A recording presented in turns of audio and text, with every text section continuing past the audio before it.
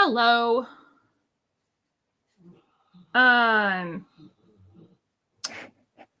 All right, let's see. Do I have Sac State MR?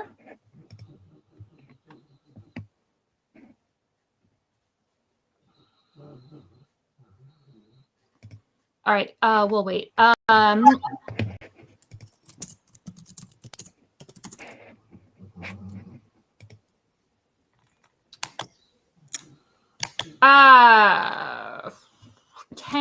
Can I hear you? I heard you typing. I don't hear your voice. Oh, can you hear me now? Oh, yeah, I can. Okay. Sorry, I've been having problems with my mic today. No worries. It's okay. And then do I also have College of Idaho MD?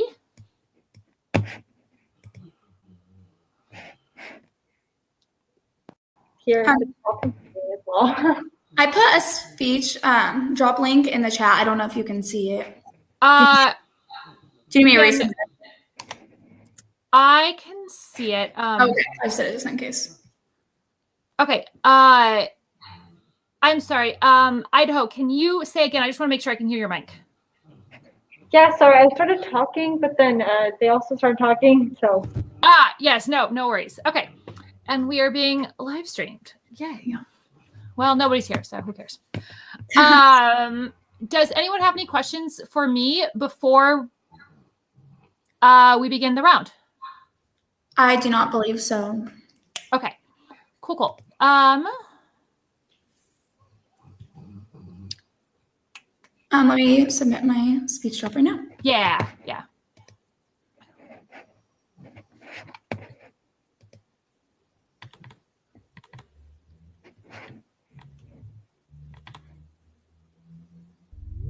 Just let me know when you guys have it up, and I'm ready whenever you are. All right, give me a sec.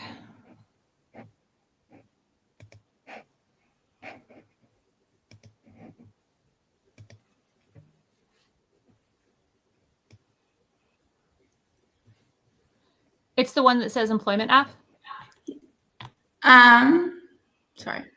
Sorry, it has a different name than your file, so I just want to make sure we're on the same.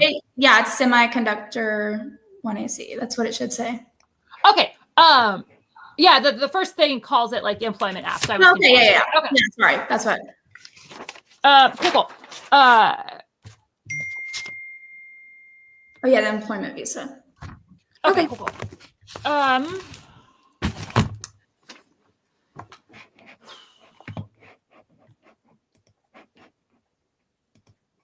So you're novices. The only thing for me that I need you all to adapt for me is I'm not good at flowing speed over internet. So the tags, y'all are novices, right? Yeah. So the tags, which is like the written out description, usually in bold, and the author names and date, that part, the tag in the site, I need that at a relatively slow pace. Like, you can do a little bit faster than I'm talking, but not much faster than what I'm talking about right now.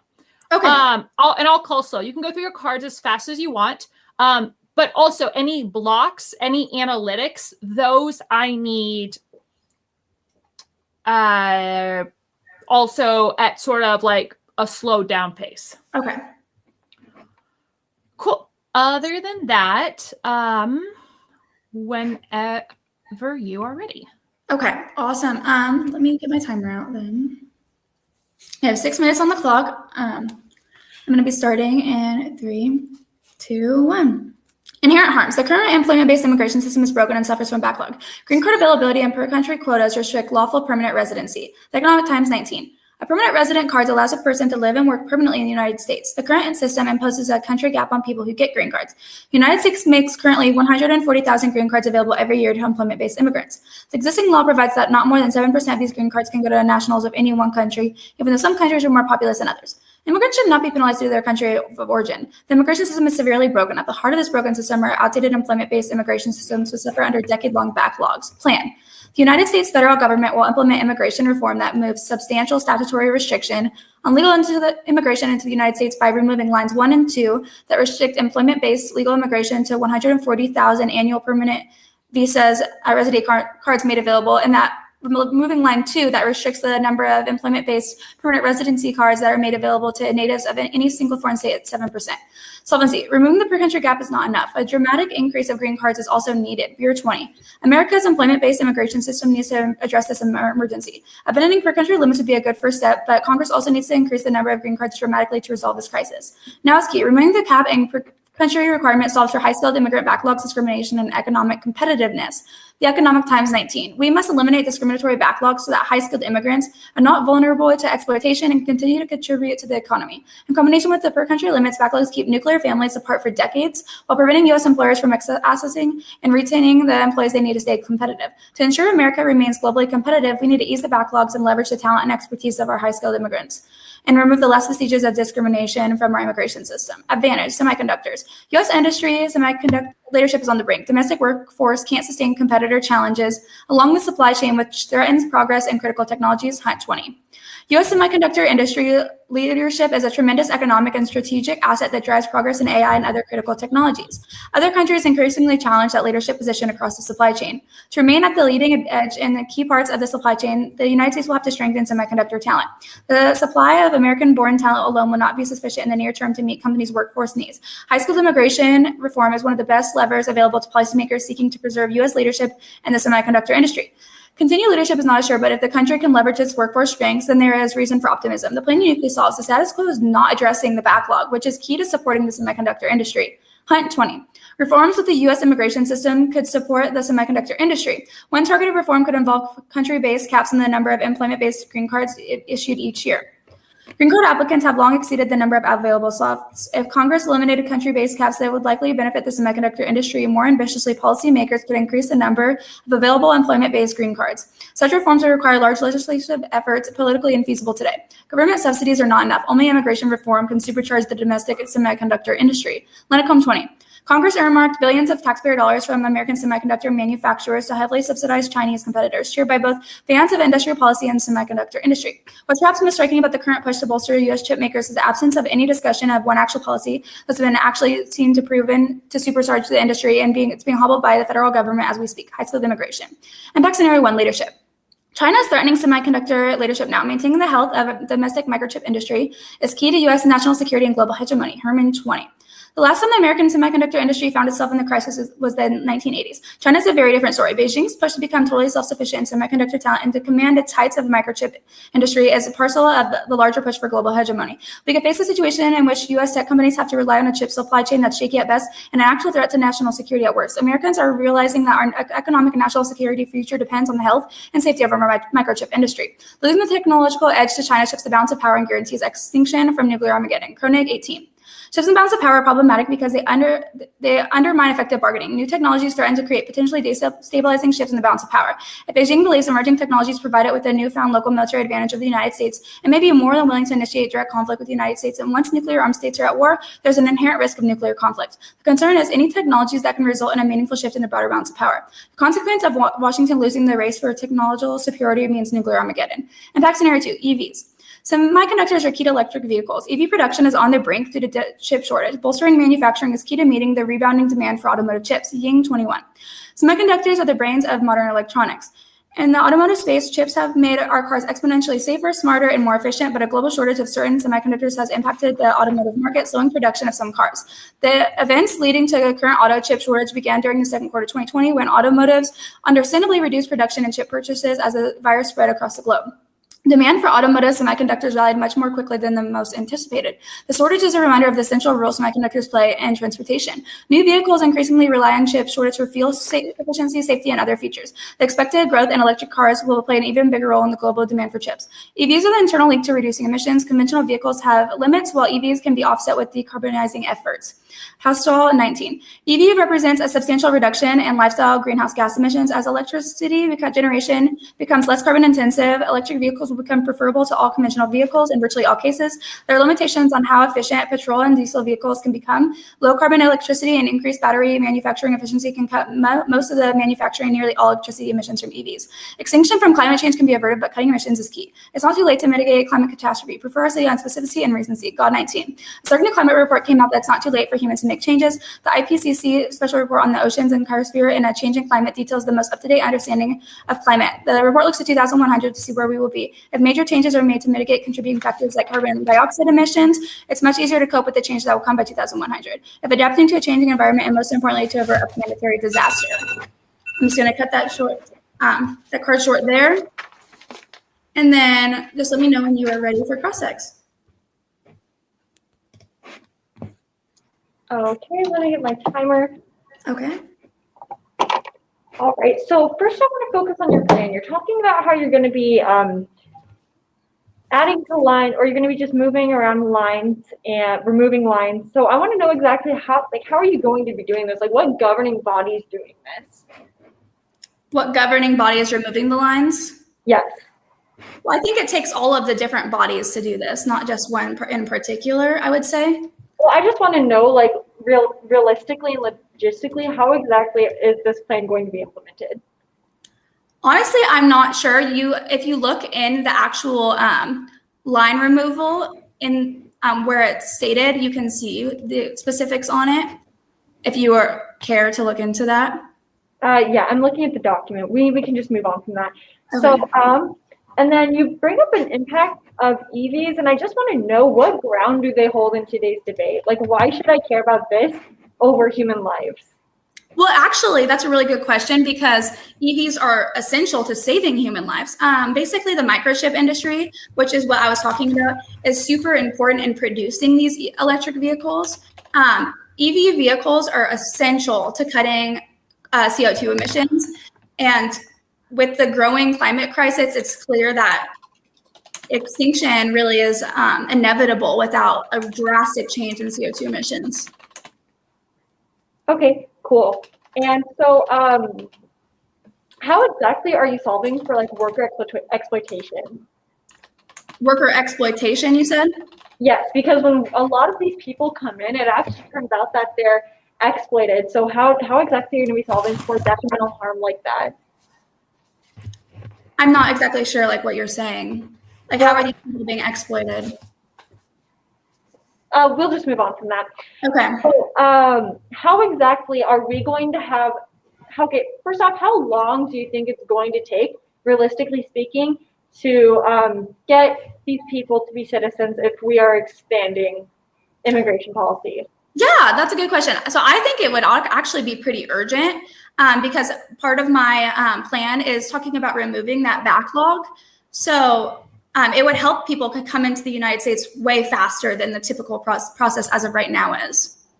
Okay. And so why would this be, like, suddenly pushed to the front of everything that needs to be done? Like, why, like, how exactly is this going to be done so fast? Well, it's really important that our government focuses on this in particular, because without focus on this though? Huh? Will our government really focus on this though? I mean, I hope they would, because the semiconductor industry is crucial to providing national security. They should do this not only for the immigrants' good and the rest of the world's good, but for America as well. Okay, thank you. Yeah. I'm gonna go ahead and take some prep time if you just want to let the clock run.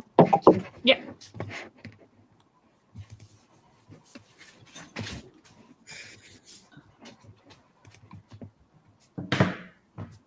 Sorry, sweetie. You're a good girl.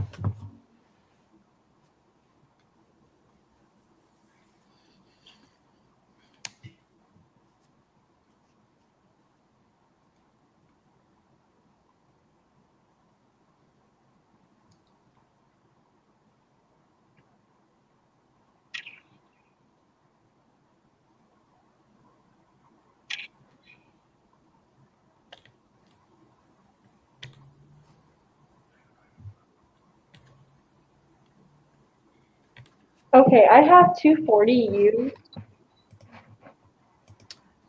Okay. Cool. Let me get my case pulled up, and I believe I still need to put it in the document in the speech thing.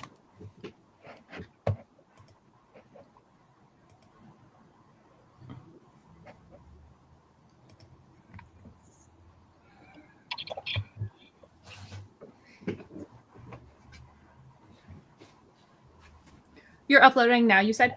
Yes. Cool. All right, and with that, we're just gonna. I'm sorry? Before you begin, just real quick, what is the order? Oh, I was literally about to say that. Oh, okay, cool. So we're going my case, their case. How many off-case positions do you have? It kind of just depends on how much time I have for it, but a couple. What would be the maximum number that you would try to get through? I think 4 or 5. So 5? Sure, yeah. Okay.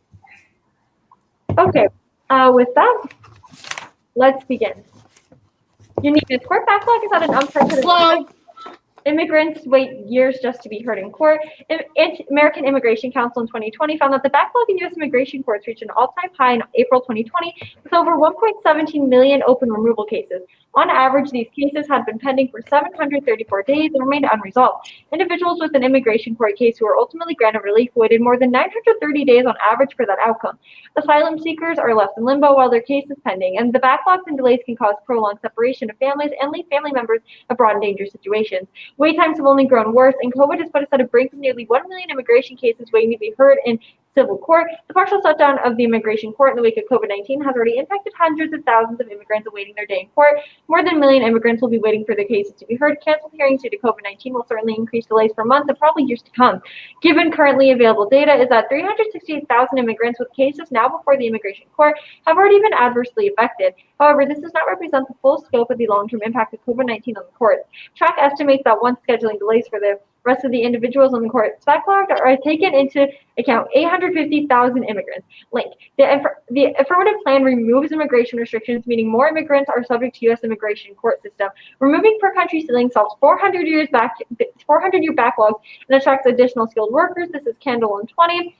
And we are going to go ahead and skip that. We're going to move on to the internal link. The immigration court system has been weaponized against immigrants by the Attorney General. This is Southern Poverty Law in 2019. The immigration system is fundamentally flawed. The Attorney General of the United States is required to craft a functioning immigration court system, yet every Attorney General has failed to do so. The immigration court system that persists today is plagued by decades of neglect under the Trump administration. The attorney generals have gone further by actively seeking to weaponize the immigration court system against asylum seekers and immigrants of color. Impacts. The first is going to be long-term detention leads to permanent psychological impacts on women and children and creates a unique form of systemic violence. This is Shepard in 2017. Women and children in detention often suffer from psychological problems such as depression and anxiety related to trauma they experience in the countries from which they fled, which is often compounded by their treacherous journeys to the United States. The effects of the trauma can be exacerbated by detention. The loss of control over one's life and circumstances and the feeling of being trapped can remind detainees of past trauma and retrigger feelings of victimization and shame. Second, systemic violence must be prioritized because it is a form of slow violence that disproportionately affects certain populations based upon the violence of humans. The affirmative plan perpetuates the systems that cause such extreme violence, and this is Ruggiero in 2020. Systemic violence refers to the harm people suffer from the social structure and the institutions sustaining and reproducing it. This type of violence prevents its victims from satisfying their basic needs and is an avoidable impairment of the fundamental means necessary for human existence. Although it does not convey an image of direct physical aggression, systemic violence is a case of suffering as a cause of suffering, disability, and premature death. Systemic violence, however, is founded through smooth functioning of economic and political systems and can be termed objective, as it appears not to require specific deliberations by individuals exerting it. We're going to go on and move to the third impact, which is rural access to healthcare to be vastly affected by visa delays. The system is overburdened right now. Doctors face delays on visas that are key, which affects rural communities the most. This is Jordan in 2017. Small town America relies on a steady flow of doctors from around the world to deliver babies, treat heart ailments, and address its residents' medical needs. The slowdown in the rural doctor pipeline shows how even a small, relatively uncontroversial change can ripple throughout the entire country. About 25% of the physicians practicing or training in the United States are foreign, but in some inner cities and most rural areas, that share is significantly higher. Each year, they doubted whether the agency can handle such a flood of requests. Strong rural healthcare is key to prevent pandemic flu and bioterror. This is me in Knudsen in 2009. We're now facing new challenges to meet the public health needs of rural America, and these challenges are significantly driven by changing demographics. First, rural America is aging. There are also changes in the racial and ethnic groups residing in rural America. These demographic changes will at least require that cultural competence be included as a key component in the ongoing development of the rural healthcare public system. Emerging public health threats related to infectious diseases such as pandemic influenza, terrorism, or man-made threats related to terrorism. An essential element to address is an appropriately funded rural public health system with an adequately educated and trained rural public health force. Negative solvency.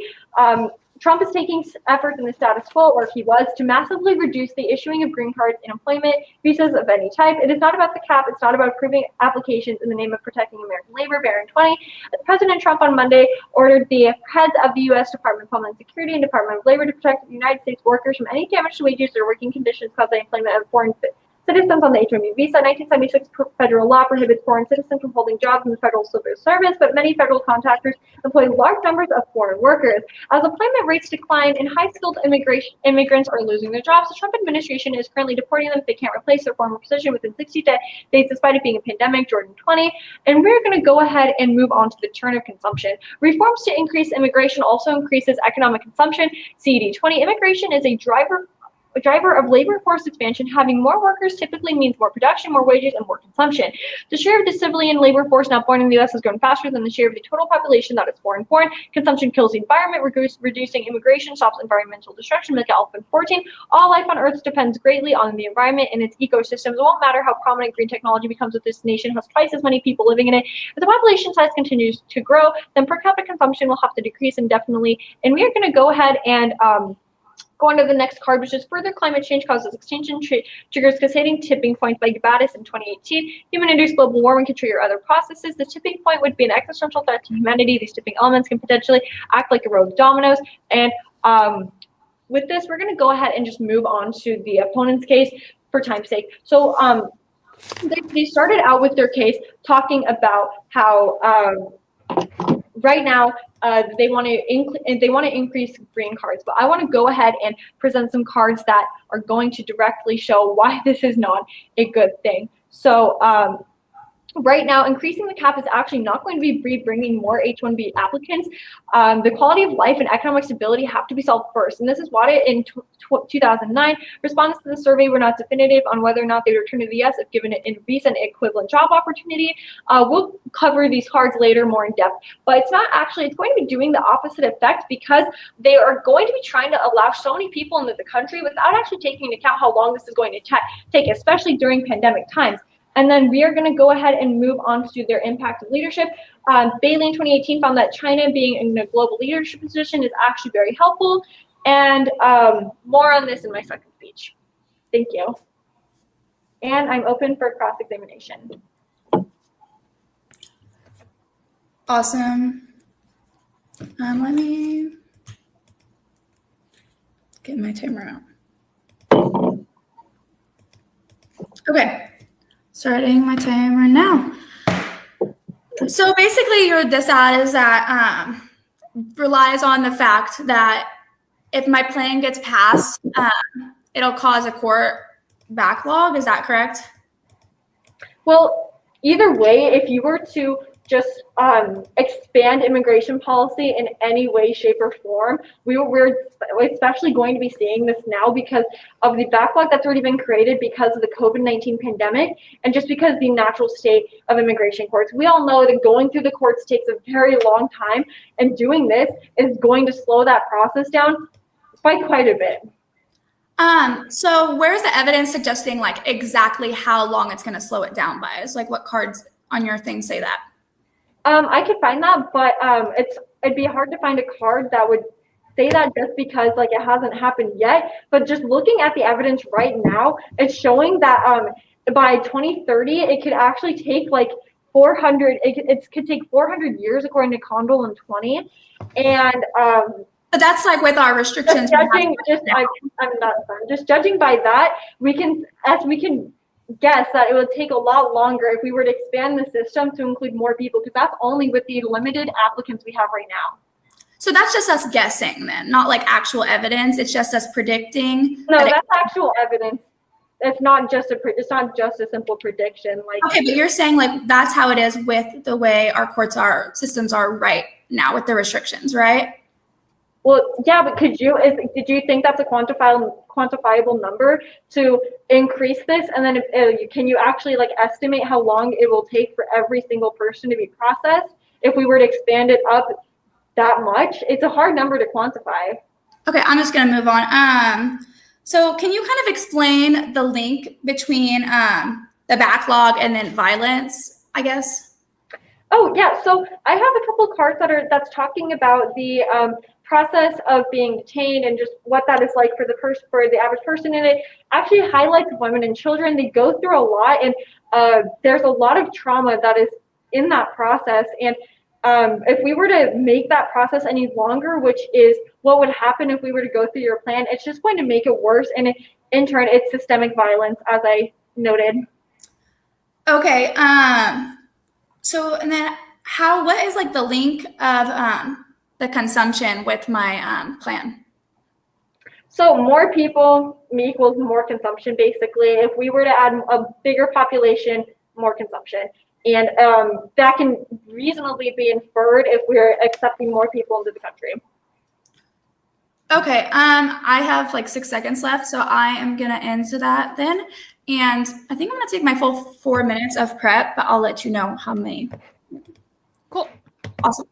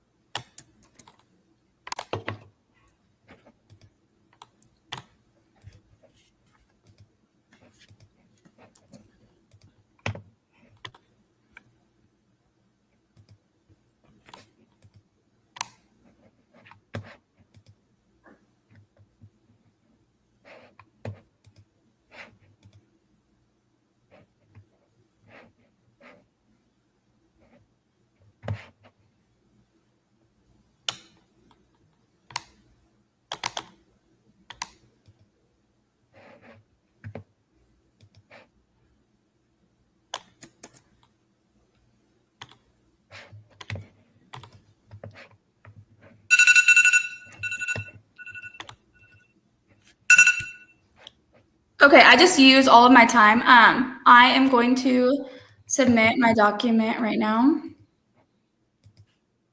Oops, I totally just.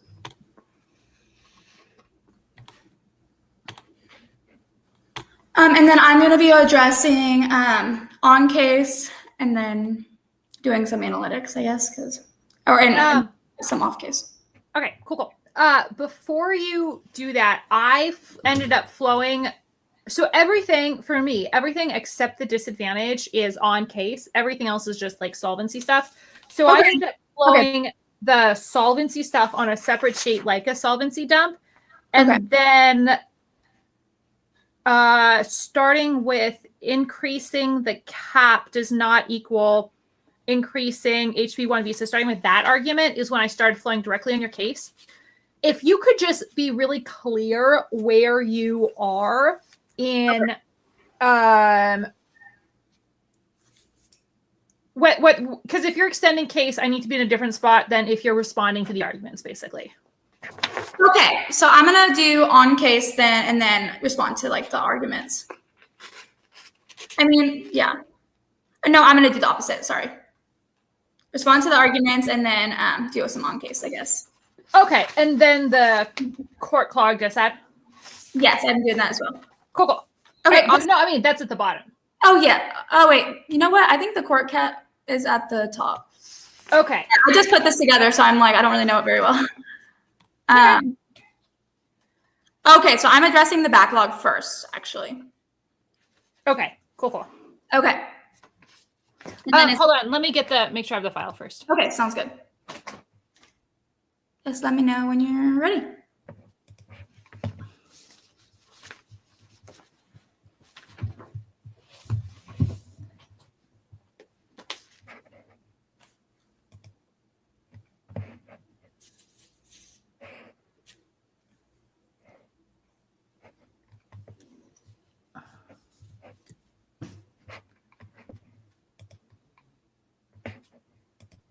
Oh, I see. Okay. Sorry, hold on. All right, so cool. Whenever you are ready. Awesome. Then I am going to be starting my AR in 3, 2, 1. You'll be voting alpha on your ballot. We are controlling that the current employment-based immigration system is broken. We have isolated that this risks extinction on several levels. It's try or die for the app. Voting for the plan is the only option to prevent extinction. We outweigh on magnitude, probability, and reversibility. The framing of the app is implicit, so we respond to their framing claims now. The status quo will continue absent the plan. The backlog created by the artificial caps on entry and out application are discriminatory toward countries with high populations, which cause the entire employment-based immigration system to break down. The bottleneck created by these restrictions substantially limits immigration into the United States, which we say is key to economic competitiveness.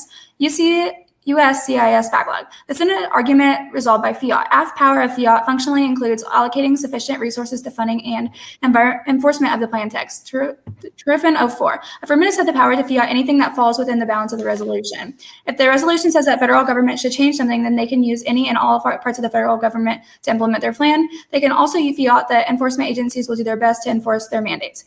Core backlog. This is a terminal no link. Immigrants' visas do not go through immigration court. SHRM 20. Foreign nationals must first obtain authorization to work in the U.S. pursuant to non-immigrant or immigrant visas. Several government agencies are involved with granting permission for foreign workers to work in the United States. Employers must seek certification through the U.S. DOL. The employer must petition for the USCIS for a visa. After the visa is granted, the U.S. Department of State DOS issues the visa pursuant to proper application. The USCIS is responsible for approving all immigrant and non-immigrant petitions. The U.S. DOS issues U.S. visas. First, prefer the warrants from our uniqueness in the shell of recency and specificity. This is a brink argument for U.S. U.S. tech innovation is on the brink. Restrictions on immigration risk steep decline. Watney 20. The coronavirus pandemic and the administration's botched response to it are damaging the engine of American innovation in 3 major ways. The flow of talented people from overseas is slowing. University hubs that produce basic research and development are financially turmoil, and the circulation of people and ideas on high productivity industrial clusters such as Silicon Valley have been impeded. The U.S. has consistently attracted the world's most inquiring minds and skilled workers. Increases the date filing checks for USCIS progress captivity. Removing the caps on green cards has a risk for solving the backlog. Shell 2020. The start of the government fiscal year leads to a major advancement in the USCIS fee increase for certain types of non-immigrant and naturalization petitions. USCIS has changed the premium processing service timeframe. Congress caps the number of green cards immigrant visa applicants seeking to receive a green card, has exceeded the cap, thus constantly creating a backlog, especially for Chinese and Indian nationals. A significant drop in processing capacity attributed to COVID-19 related closures at consular bars. As a result, USCIS has stated on its website that applicants may use the dates for filing, determining eligibility, thus significantly advancing the filing eligibility for employment-based applicants. The U.S. is losing the edge in semiconductor manufacturing now. The U.S. is responsible for leading the industry in innovation, but the workforce problems mean outsourcing manufacturing risks losing the edge. Because the paths to green card status are limited for employment-based immigrants, the status quo lacks the workforce leverage needed to maintain leadership in the short and long terms. Absent the plan, the status quo risks losing the tech race to China and shifting the balance of power. This leads to nuclear war. Your only option is to vote F on the ballot. We'll be going for the leadership scenario. You've mishandled the impact, which we've terminalized to extinction. U.S. and China are in a competition for tech dominance that will determine superpower status for decades to come. Only increased immigration gives the U.S. edge it needs. Collins 18.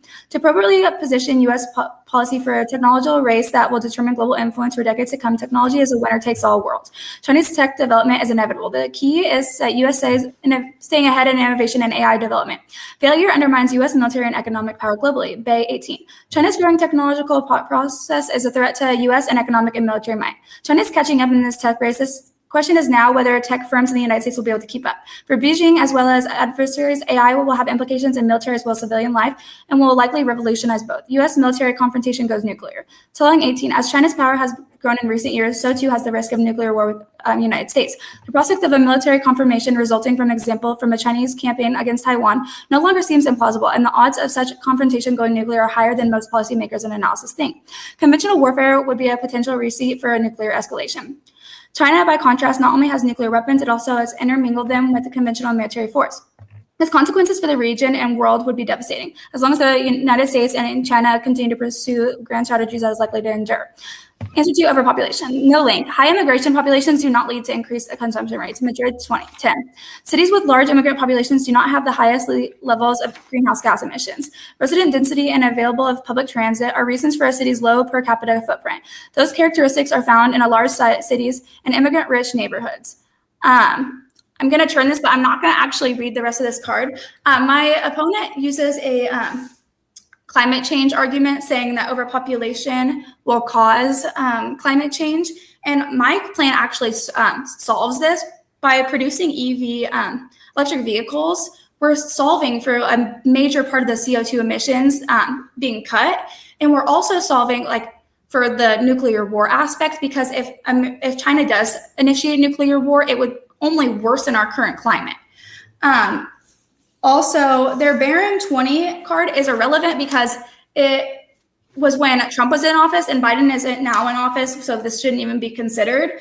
And then there was really no link between the backlog and then the violence that was happening. So I just want you to completely ignore the impacts of the structural violence that they declared, because like I said, there is no actual court backlog happening in regards to my plan in particular.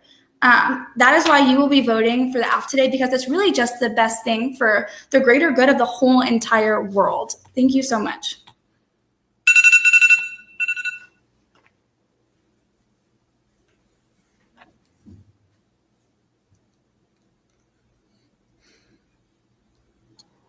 Okay, I think I need to get my updated doc on the thing, so let me go ahead and do that. So I added one more. I'm sorry, who just said that? Me, Melanie. Oh, okay, cool. You have prep time left if you want to take it. I think I'm okay. Okay. So you're just uploading a doc? Yeah, I just uploaded it. Do you guys see it? Is it called Extra Neg Stuff? Yes. Okay. I'm very good with my title. All right. Tell me about the order. All right. So we are going to go more on their case, and then my case, and then voters. When you say their case, are you talking about your solvency dump, or are you going to be more about their, is it specifically about their case? Yeah, I have 6 like attacks on their case, I guess you could say. And then, yeah. All right, I'll flow you that on my solvency dump page. Okay. Everybody ready? Oh wait, no, I have a question. Are they brand new attacks or are they extensions? Because that will depend where I flow them. No, you're good. I do have some extensions because I brought up some of the cards in my speech before. So the things that I think I brought up that I'll be extending is my attack on her solvency. I brought up the Wadha 09 card, and then the Bailey 18 card. I think those Hold on. So you're starting there? Well, I'm going to be starting from the top. So, and I have it just in order going down her case.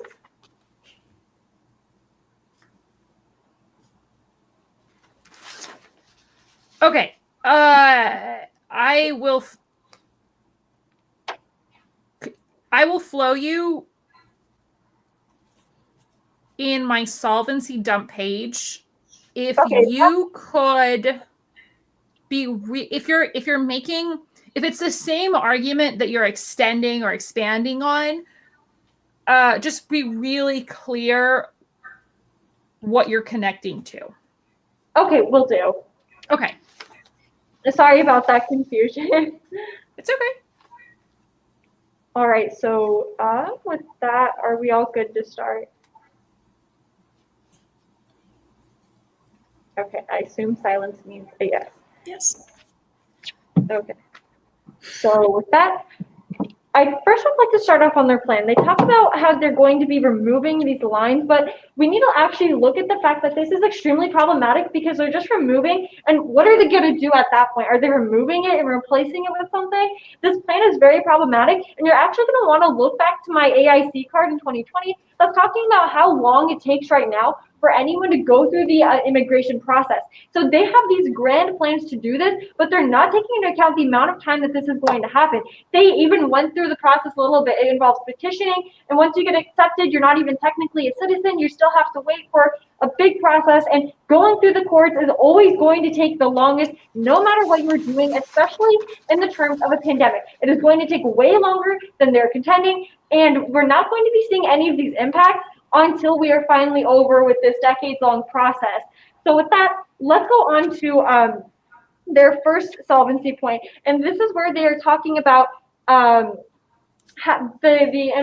benefits basically of their plan. So first off, I would like to point back to my Wadha 09 card. This is going to be talking about how increasing the cap is actually not going to be bringing H-1B applicants because of the quality of life and economic stability. That has to be solved first.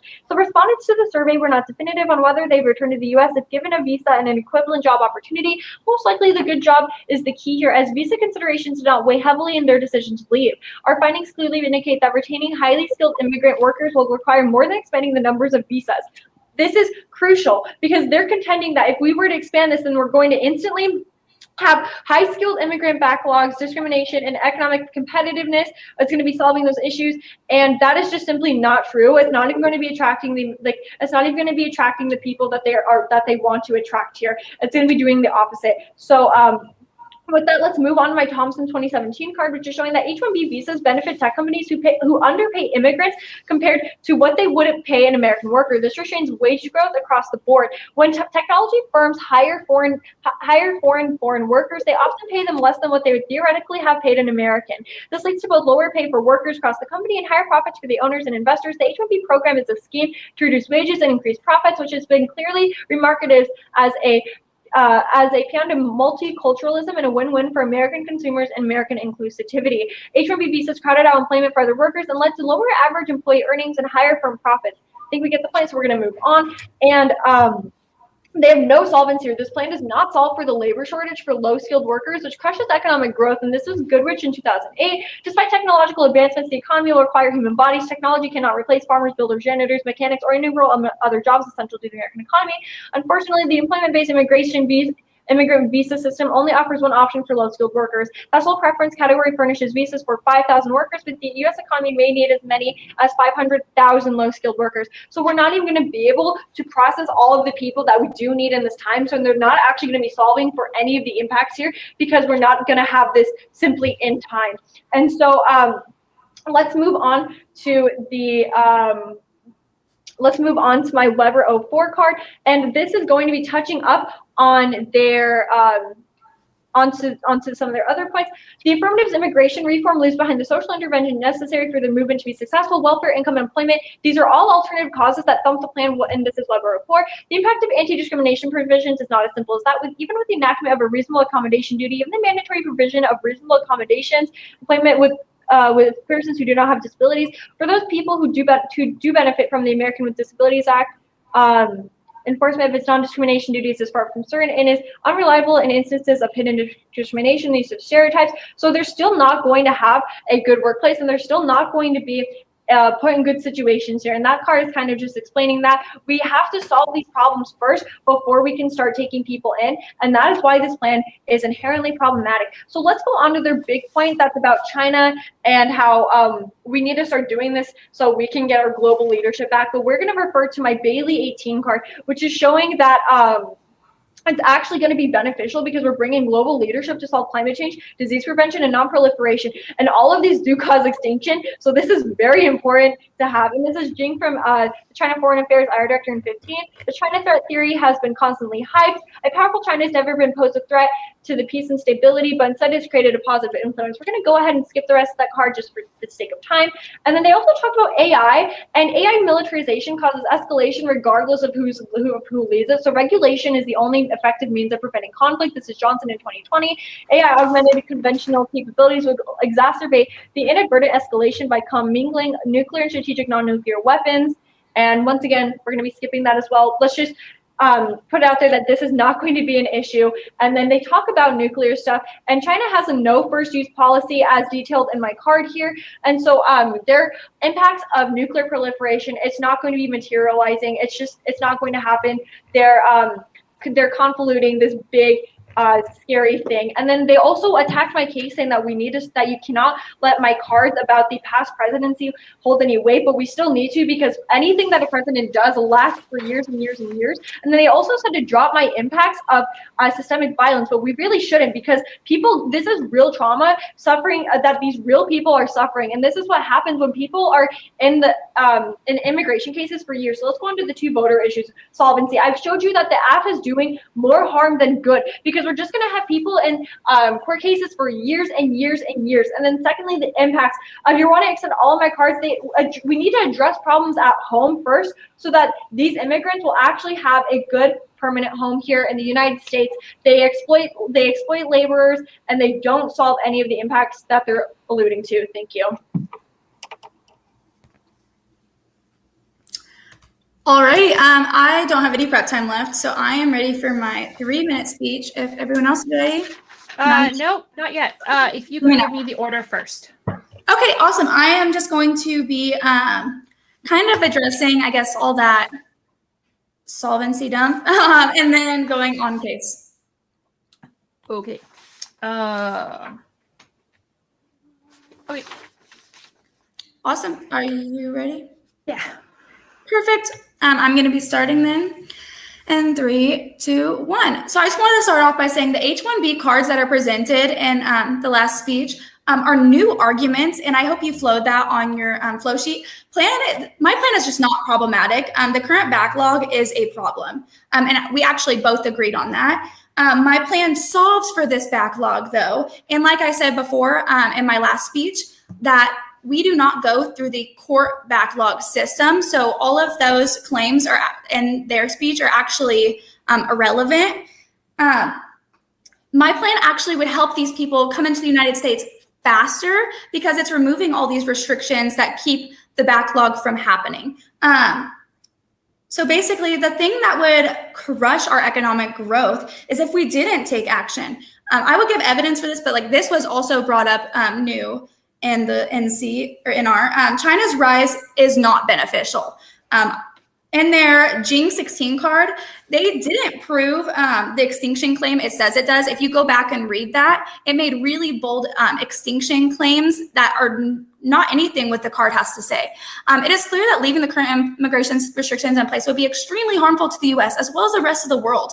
We are controlling that the current employment-based immigration system is severely broken. America needs high-skilled immigrants that would bolster semiconductor industry so we would remain on top. If America's semiconductor industry does not remain on top, we put U.S. national security at risk, along with losing global hegemony. With evidence of China producing shaky microchips, America will not be able to protect itself from its enemies. If China takes leadership, there is a guaranteed nuclear escalation, which would cause global extinction. Additionally, the semiconductor industry is key to producing electric vehicles, which would help the United States reduce our emissions. It's clear that for climate change to be averted, which in the status quo it will not be, the reduction of these electric vehicles are crucial. The climate crisis is a growing concern and it needs to be handled immediately. With the climate only worsening, it is clear that nuclear escalation would just worsen the climate and lead to global extinction. Preventing nuclear war and climate change outweighs on terms of impact. And it's obvious that the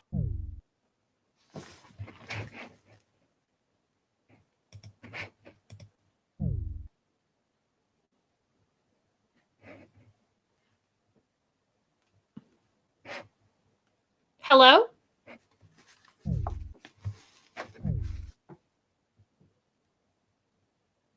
What the F?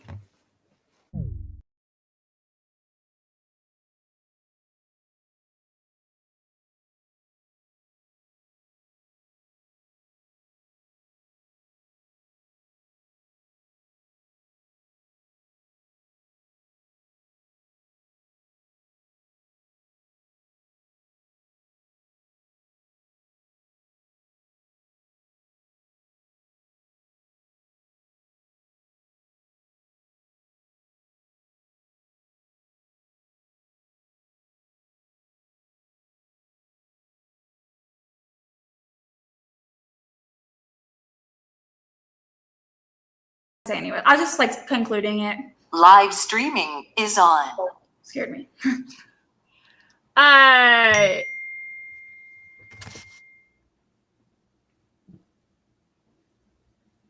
Yeah, you can just cut it there. That's okay. Okay. Yeah, I'm fine with that. Okay. Cool. Okay, cool. Give me a moment. Okay.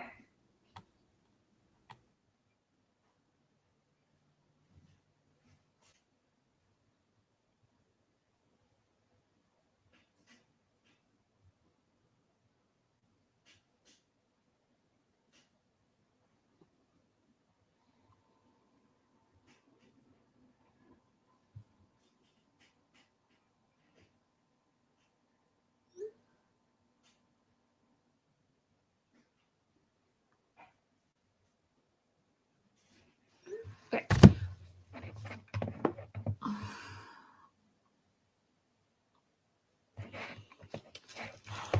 I am going to need you both to stick close because I'm going to need help figuring out what's going on with these cards. Let's go ahead and start with the Zhang 15. This was read from this in the second round. Do I want that card? I don't know. I just need to know, you cut that card. I need to know where you cut it.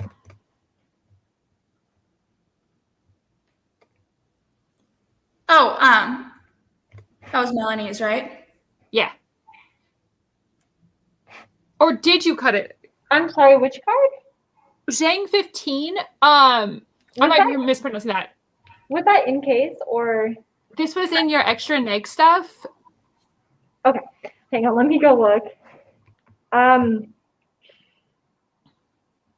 Okay.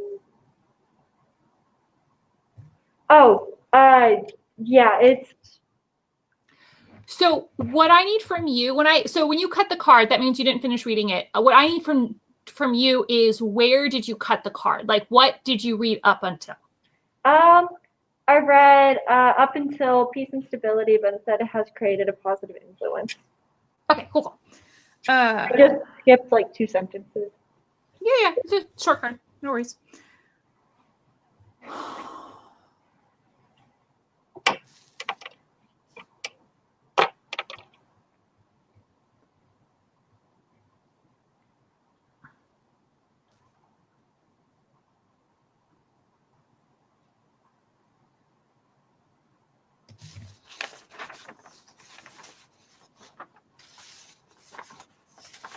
Also, I just want to say I appreciate how much you flow because I've never had a judge like try so hard to keep a flow organized. So I really appreciate it. Yeah, I think. Thank you. Yeah, this was not. Yeah. Yeah. I will talk about my flow, I think, in a moment after I finish going through things. Okay.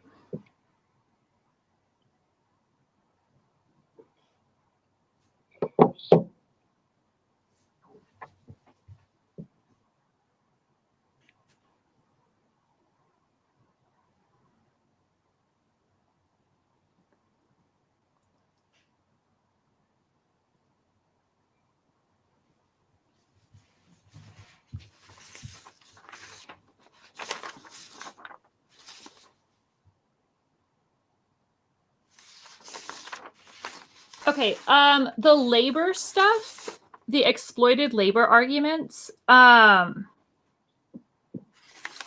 have them from your second speech. I'm looking for them in your first speech. This is for Yeah. Nick.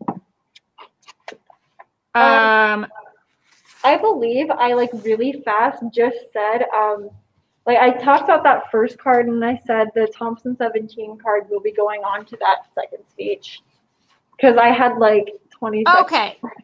Yeah. Okay.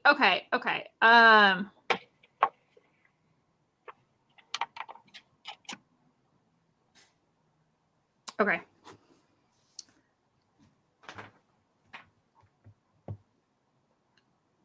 Yeah, I remember using that. Okay, cool.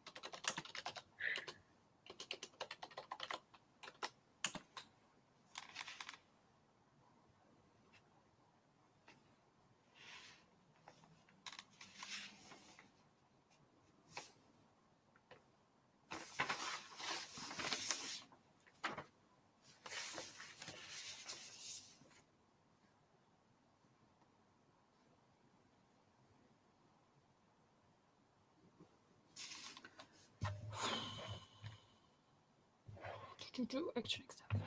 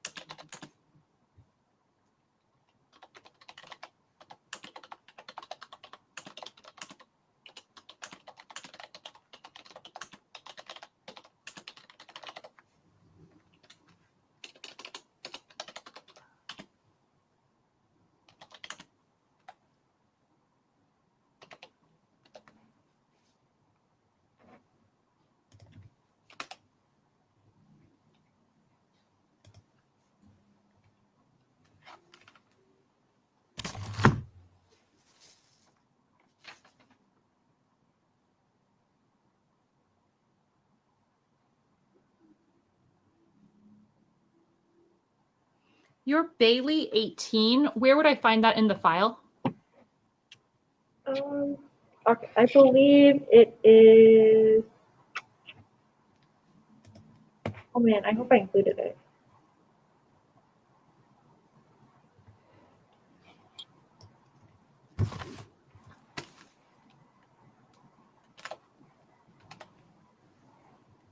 Okay, I'm not seeing it. Let me grab it really fast because I had to redo this document a couple times. I think it just got lost in the middle of me doing that.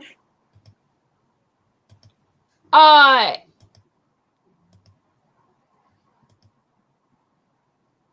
don't think I understand. If it's not in the file. Well, I have like a couple different versions of that document. I think I uploaded the wrong one because So to clarify, are you saying that you didn't read it or that you read it and you didn't share it? I read it and I thought it was in the one that I uploaded, but I guess it is not. I can share it now if you would like. I'm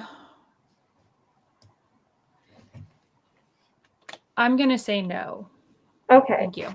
I did read from it in my very first speech, though, just very fast, though. Yeah,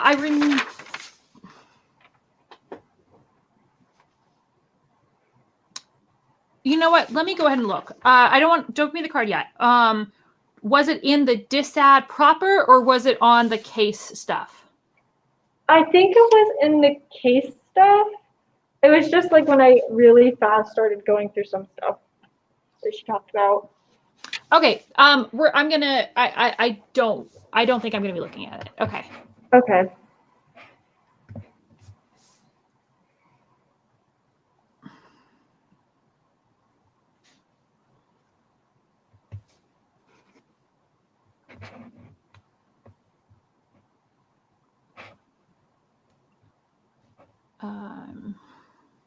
This is the second page.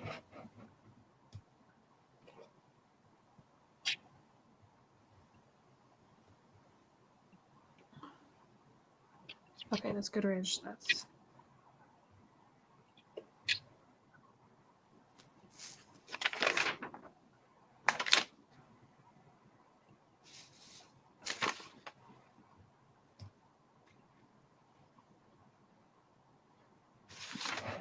okay.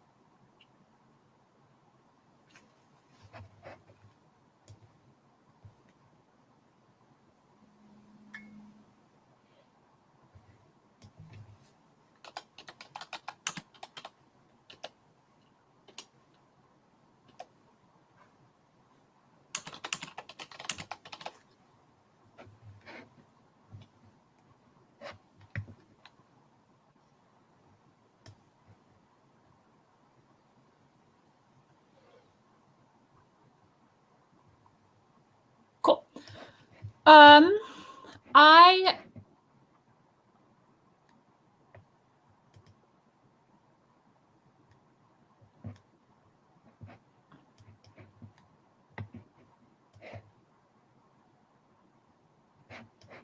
uh-oh.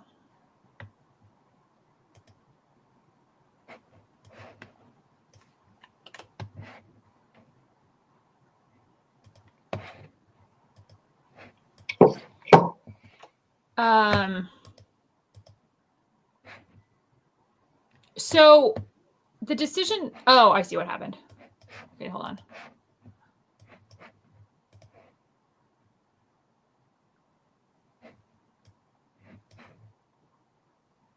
Oh, that's not the name. It's fine. I misspelled the name of your Wahara 09 card. Sorry about that. Okay, so really quick, because I have to get going and I'm sure y'all need a break as well.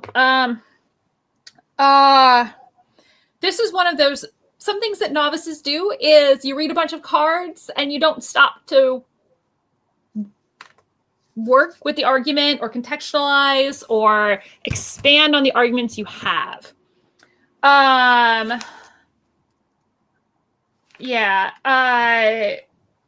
I agree with the AF's point that the stuff, most of the stuff coming out of your second speech is new. So we'll just go to the sheets. The dissad. The AF, I think, has good argument responses to the dissad. And I needed responses to hold on to that dissad. This is the no link, immigration visa, and immigration court are two different things. This is the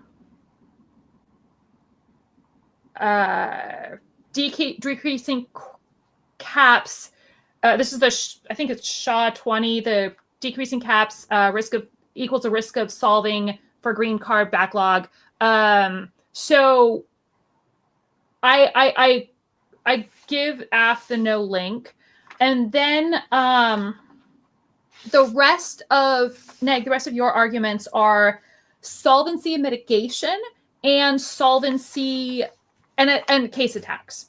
The solvency and mitigation that is your strongest card, and by just because I think I don't think I don't think AF responds to it, or if they do, it's not quite well. Is this the what? And I might be mispronouncing his name. I apologize because I'm looking for my notes. Wahada 09, which is the cap. Increasing the cap does not necessarily increase the HB1 visas. That's defense, though. That means this thing was supposed to be super awesome, do lots of things. It's going to do less things, but that doesn't take out the argument. It doesn't make the argument like necessarily a bad thing. In terms of the two Trump cards, I agree with the AF that this is new, and I mean not new, too old, and so not relevant. I would need more work explaining why. I think you gave me some. Neg, you gave me some little short answers like, "Oh, it's in the last year's presidents matter," but it wasn't enough. The systemic card. I understood that as a framing card for the court's dissad. Because the court's dissad was no linked, then I don't look at that card or that argument. The concert, I don't really have a good response to.